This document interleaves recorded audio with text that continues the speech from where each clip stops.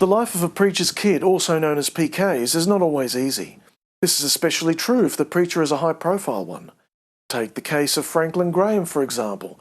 The young man was less than 24 hours old when he received a Western Union telegram that said, "Welcome to this sin-sick world and to the challenge you have to walk in your daddy's footsteps."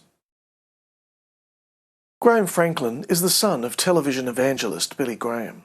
Franklin had a tumultuous childhood growing up in the church. His rebellious ways fell to the straight and narrow path of Christianity at the age of 22. This led him to the helm of his father's mighty empire.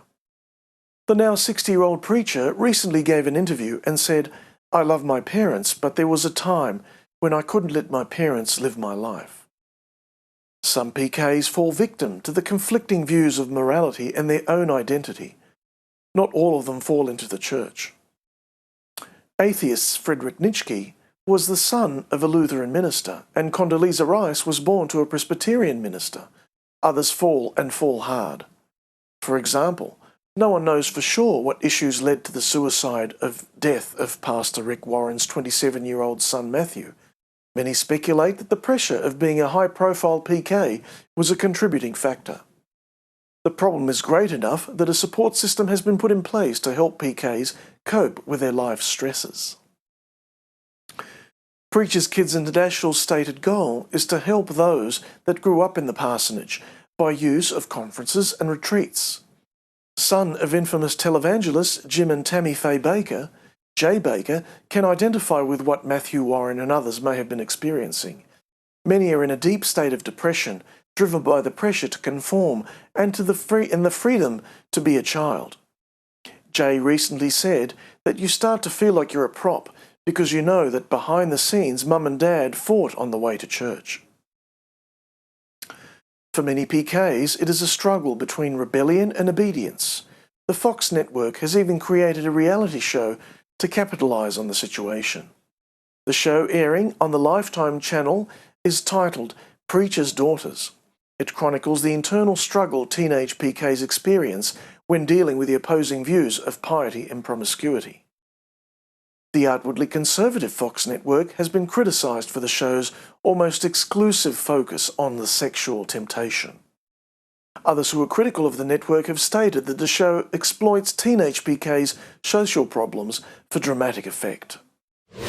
Christian conservatives have been beating their drums against a perceived threat to their freedom of religion by the American military. The threat does not exist, but that doesn't matter to religious zealots like Minnesota Representative Michelle Bachmann and other members of the far right. The ultra-right-wing Republican has started a fundraising operation that seeks donation to her campaign to continue fighting for religious liberty for our troops. The false memes spread by Bachmann and conservative websites such as Breitbart.com and MrConservative.com claim that the military may court-martial Christian soldiers for their faith. Nothing could be further from the truth. Pentagon spokesman Lieutenant Commander Nate Christensen released a statement for the Department of Defense seeking to debunk the speculation.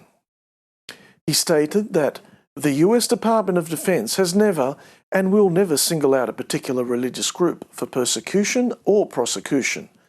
The department makes reasonable accommodations for all religions and celebrates the religious diversity of our service members. The issue exploded after Fox News contributor Todd Starnes wrote about a meeting in the Pentagon concerning harassment and tolerance for belief. The Conservatives feel threatened by the demand for a clear line separating government policy and religious faith. One of those attending the meeting was Mikey Weinstein. Mr. Weinstein is an outspoken advocate of a firm separation of church and state and is founder of the Military Religious Freedom Foundation. He has countered these conservatives' claims and has threatened Michelle Bachmann with a lawsuit for propagating complete and utter lies.